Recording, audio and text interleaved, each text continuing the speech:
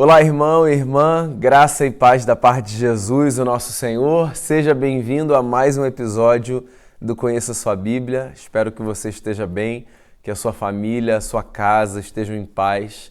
E eu oro para que essa nossa conversa de hoje seja também proveitosa, abençoe o nosso coração. Quero convidar você para a Carta de Paulo aos Gálatas. Esse tem sido o nosso texto já há muitas semanas, no capítulo 3. Hoje eu leio do versículo 15 ao versículo 25. Esse é o trecho da carta que a gente tem para hoje. E eu quero ler aqui, então, as Escrituras. A palavra diz assim: Irmãos, humanamente falando, ninguém pode anular um testamento depois de ratificado, nem acrescentar-lhe algo. Assim também as promessas foram feitas a Abraão e ao seu descendente. A Escritura não diz e aos seus descendentes, como se falando de muitos, mas ao seu descendente, dando a entender que se trata de um só, isto é, Cristo. Quero dizer isto: a lei, que veio 430 anos depois, não anula a aliança previamente estabelecida por Deus, de modo que venha a invalidar a promessa, pois se a herança depende da lei, já não depende da promessa. Deus, porém, concedeu-a gratuitamente a Abraão mediante promessa. Qual era então o propósito da lei? Foi acrescentada por causa das transgressões, até que viesse o descendente a quem se referia a promessa, e foi promulgada por meio de anjos, pela mão de um mediador. Contudo, o mediador representa mais de um, Deus, porém, é um. Então a lei opõe-se às promessas de Deus? De maneira nenhuma, pois se tivesse sido dada uma lei que pudesse conceder vida, certamente a justiça viria da lei. Mas a Escritura encerrou tudo debaixo do pecado, a fim de que a promessa, que é pela fé em Jesus Cristo, fosse dada aos que creem. Antes que viesse essa fé, estávamos sob a custódia da lei, nela encerrados, até que a fé que haveria de vir, fosse revelada. Assim a lei foi nosso tutor até Cristo, para que fôssemos justificados pela fé. Agora, porém, tendo chegado à fé, já não estamos mais sob o controle do tutor. Muito bem, aqui a gente tem uma seção muito interessante da carta de Paulo aos Gálatas, na qual ele mais uma vez explica a razão de ter se entristecido tanto com a notícia de que os Gálatas estavam abandonando o Evangelho por outra coisa que não era o Evangelho. Se você tem acompanhado as nossas conversas ou se você conhece o texto da carta aos Gálatas, você sabe que o que está em jogo aqui é um ensino de Paulo acerca da necessidade de nós colocarmos as coisas em perspectiva na nossa experiência religiosa. E que perspectiva é essa que Paulo trata como a perspectiva correta? Aquela que tem na cruz e na ressurreição de Jesus o seu elemento central, a sua espinha dorsal, e nas demais coisas, elementos periféricos, não desimportantes, mas periféricos, de menor importância em relação àquilo que é central. Paulo está tratando aqui desse dilema porque ele percebe que na comunidade algumas pessoas estão enfatizando a importância de observar a lei para que a fé dos cristãos seja tida como genuína. Então Paulo está chamando essa gente a um choque de realidade e mostrando para eles o seguinte: a nossa experiência com Deus, ela não é uma experiência que se fundamenta na nossa relação com a lei, ou, no nosso caso aqui, com a Bíblia Sagrada, Antigo e Novo Testamento. A nossa experiência com Deus, ela é uma experiência que se sustenta na fé em Cristo Jesus. Então, Paulo dá um salto lá para trás para tentar explicar para aquela comunidade que desde sempre foi assim. E ele se vale aqui nesse trecho que eu li de duas figuras muito importantes para as tradições de Israel, que são a figura de Abraão e a figura de Moisés. Abraão, lá no livro de Gênesis, você encontra a sua história, sobretudo no capítulo 12, o marco da sua história, da sua convocação. Abraão, que é tido como pai da fé, e Moisés, cuja história você encontra no livro do Êxodo, o seu nascimento e o seu surgimento como líder de um povo nessa condução para fora do cativeiro no qual ele estava inserido por 4 séculos, o povo estava inserido por 4 séculos, Moisés como grande profeta o legislador da nação de Israel. Então são duas figuras singulares. Um representa a experiência da fé e o outro representa a força da lei. E Paulo está aqui para argumentar que a espiritualidade dos Gálatas estava disfuncional. Paulo está aqui se utilizando dessas duas figuras para ensinar qual é o propósito, sabe, desses dois elementos na nossa experiência com Deus. Deixa eu evocar aqui uma fala da última semana que eu acho que ajuda a gente a entender o porquê de Paulo enfatizar muito essa questão da fé e da lei.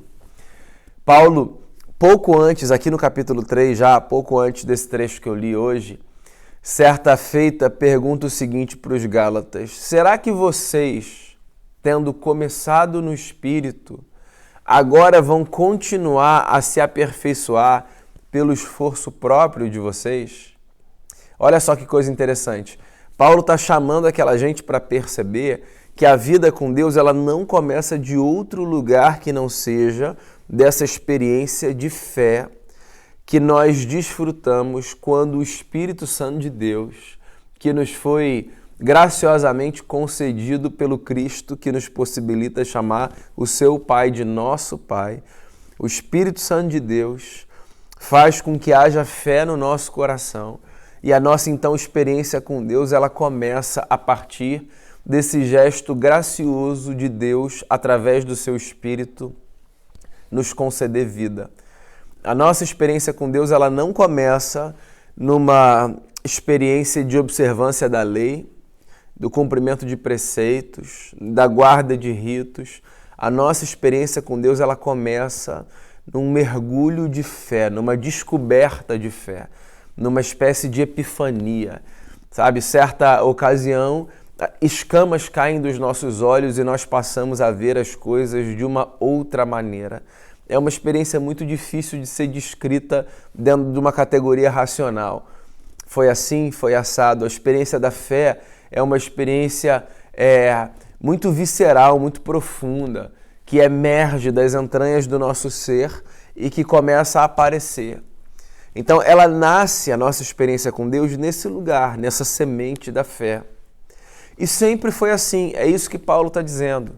O que Paulo está dizendo é que, por mais que a lei seja muito importante, e sempre que eu falo lei aqui, para ficar muito claro, eu não estou falando das legislações civis que nos regem e que nos organizam enquanto sociedade. No texto bíblico, lei é uma referência a esse arcabouço ético-moral que a gente encontra no Antigo Testamento e que norteia a vida do povo de Deus. Então, lei é quase que sinônimo aqui de palavra de Deus, sabe? De princípios, de normas, de conceitos que orientam a nossa vida. Então, o que Paulo está dizendo é que, por mais que a lei seja importante, a lei não é o nosso ponto de partida. E eu tenho batido muito nessa tecla aqui para tentar explicar o porquê dessa ênfase de Paulo. E isso tem a ver com um ponto. Na cabeça de Paulo, dar à lei uma importância e um valor maior ou maiores do que a lei deve ter é correr o risco de invalidar a suficiência e a singularidade da obra de Jesus. Porque a bronca de Paulo é aquela gente está dando ao cumprimento da lei uma importância tamanha que eles estão colocando a lei como um critério ao lado da cruz, em pé de igualdade com a cruz, para legitimar a fé de uma pessoa. É como se as pessoas estivessem nas entrelinhas dizendo o seguinte: não basta que você crê em Jesus para sua fé ser verdadeira. Você precisa crer em Jesus e cumprir os mandamentos. Ora, se eu preciso crer em Jesus e cumprir os mandamentos para que a minha fé seja verdadeira, então a obra de Cristo não é suficiente para gerar em mim fé, porque eu também preciso de um esforço próprio que garanta a existência dessa fé. Percebe que a grande crise de Paulo é que a maneira como aquela gente estava organizando a sua experiência diminuía a singularidade da cruz de Jesus. E na experiência cristã não há absolutamente nada que deva diminuir a singularidade da cruz de Jesus. Então Paulo está voltando no tempo e está dizendo o seguinte: vejam onde surge a nossa experiência de fé enquanto povo. A nossa experiência de fé enquanto povo surge na elaboração do decálogo dos 10 mandamentos, que é a primeira experiência que o povo tem com a lei, ou ela surge antes? Paulo diz o que é muito óbvio para a gente, né? A experiência de fé do povo de Deus, ela surge antes do oferecimento do decálogo e depois das outras leis que aparecem, 613, como desdobramentos dos 10 mandamentos. A experiência de fé do povo aparece na jornada de Abrão, um homem que não conhecia o Deus que se revela a ele até aquele momento, mas que acredita na força dessa voz que o convoca por uma jornada nova, já na sua velhice, sem ter descendente, ouvindo dos céus uma fala que dizia assim: vá, porque eu abençoarei o seu descendente, e a sua descendência será numerosa, e a partir do seu descendente eu abençoarei todos os povos e todas as famílias da terra. Então, a nossa experiência, ela começa nesse lugar. É disso que Paulo está falando.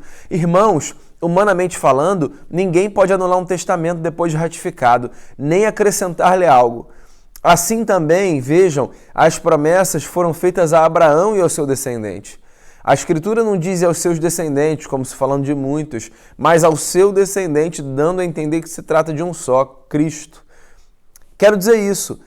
A lei que veio 430 anos depois não anula a aliança previamente estabelecida por Deus, de modo que venha invalidar a promessa. Porque se a herança depende da lei, já não depende da promessa. Mas Deus concedeu a promessa gratuitamente a Abraão. Então o que Paulo está dizendo é o seguinte: a nossa experiência não começa nesse segundo ato aqui, de Moisés recebendo a lei. A nossa experiência começa no primeiro ato, de Abrão crendo em Deus, e isso sendo então tido como a imputação da justiça dos céus sobre aquele homem que creu na promessa. O nosso ponto de partida é a fé na promessa de que o descendente de Abraão, o Cristo, a semente que viria, seria bênção para todas as nações. Essa segunda experiência, ela não anula a primeira, não sufoca a primeira. Pelo contrário, ela dá ainda mais robustez à primeira e ela amplia a nossa experiência de fé. Então, o que Paulo está dizendo, em outras palavras, é o seguinte: a gente não devia disputar entre fé e lei. A gente devia considerar a beleza e o lugar desses dois elementos, dando a eles valores singulares, mas entendendo qual nasce de qual.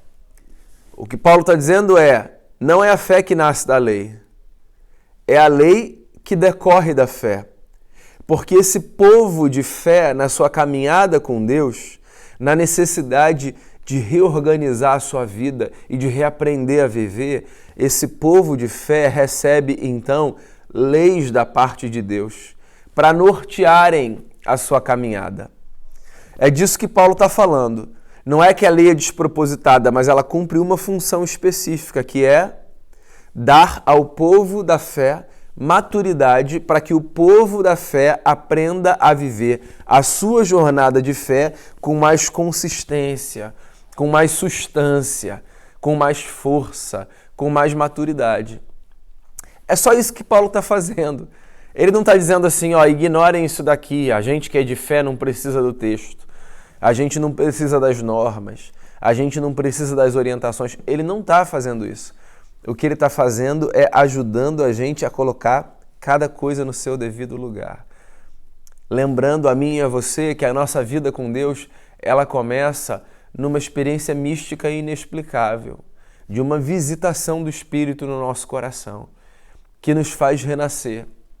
E a partir desse renascimento, esse livro, que talvez para muitos de nós tenha sido por tanto tempo um livro esquisito, um livro assim de um pensamento meio obtuso, um negócio antiquado e desnecessário, a partir desse novo nascimento, a gente vai cultivando uma nova relação com o livro, porque a gente descobre uma coisa, a gente descobre que esse livro é um livro que oferece para a gente princípios valiosíssimos para a nossa vida. E ele faz isso de uma forma muito curiosa. A primeira coisa que esse livro faz é mostrar para a gente a vida como ela é, fazendo uso aqui de uma expressão conhecida na obra de Nelson Rodrigues, né? A vida como ela é. Como é a vida por si? Como é a vida de verdade? Há muitas formas da gente encarar a vida, né? A Bíblia dá pra gente um choque de realidade quando, de início, mostra pra gente que a vida não é tão bonita quanto a gente supõe. Ou quanto, perdão, a gente supõe. Por quê? Porque a lei de Deus traz iluminação para realidades da nossa existência que antes estavam nas sombras, obscuras. Realidade do pecado, a realidade da maldade. Não daquilo que nos cerca, mas daquilo que nos habita.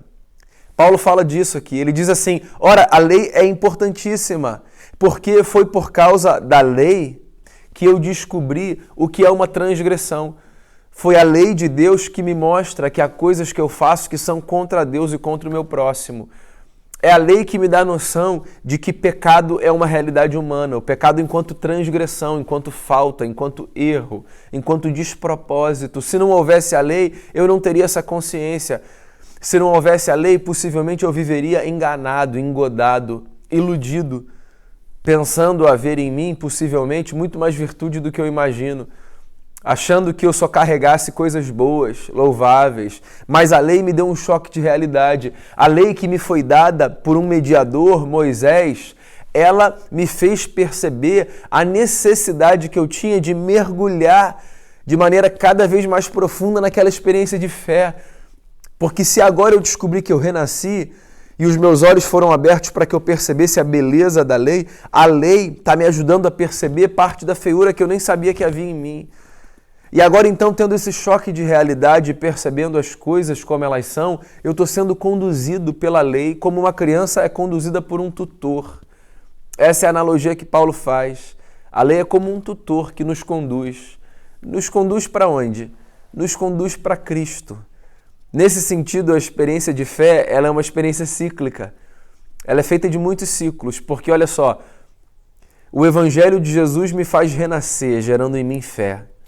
E aí eu me deparo com a lei que vai iluminando o meu caminho e me ajudando a ter maturidade. Mas para onde essa lei me aponta? Para o Evangelho de Jesus, o lugar de onde eu nasci, renasci. Então é uma experiência cíclica no sentido de que eu tenho uma experiência com a cruz, e aí eu me debruço sobre a lei, e aí a lei me faz perceber quem eu sou e me leva de volta para a cruz. E de volta na cruz eu me deparo novamente com a necessidade de meditar na lei, porque como diz a poesia de Israel, nessa lei a gente medita dia e noite. Quanto mais a gente vai para o texto, mais a gente se encontra com a gente. E quando mais a gente se encontra com a gente, mais a gente se vê na necessidade de se reencontrar com Cristo. Porque na nossa vida a gente precisa se reencontrar com Cristo vezes sem conta. Então a lei ela tem um papel importantíssimo na nossa caminhada. Nos conduzir para Jesus. A lei é como um aio, é como um tutor.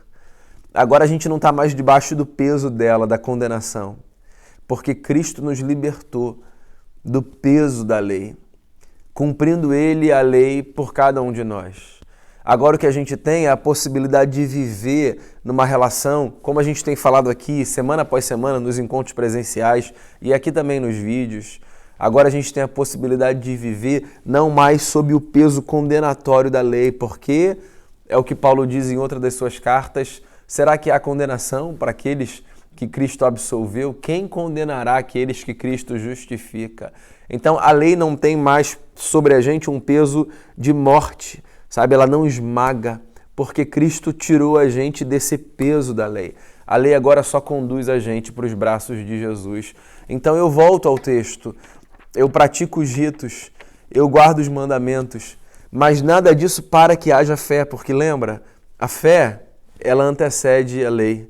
Abraão está antes de Moisés, ambos importantes, mas cada um no seu lugar.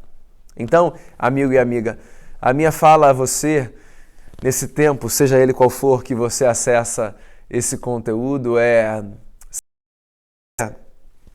e também da lei, mas dando a devida importância. Não pense que algo vai fazer com que você tenha fé. É uma experiência de fé gerada pelo Espírito e só pelo Espírito no nosso coração que vai levar a gente para os princípios eternos e poderosos da palavra de Deus e do Evangelho de Jesus.